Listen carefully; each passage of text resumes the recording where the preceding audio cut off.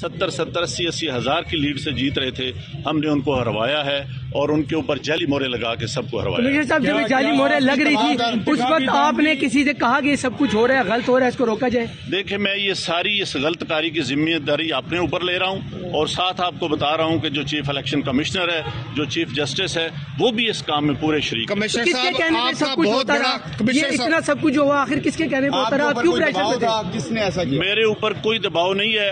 मेरे बाप दादा भी अंग्रेजों के खिलाफ। कहता हूँ कि मैं वो इलेक्शन ठीक नहीं करवा सका और मैं अपने ओहदे से यहाँ इस्तीफा दे रहा हूँ।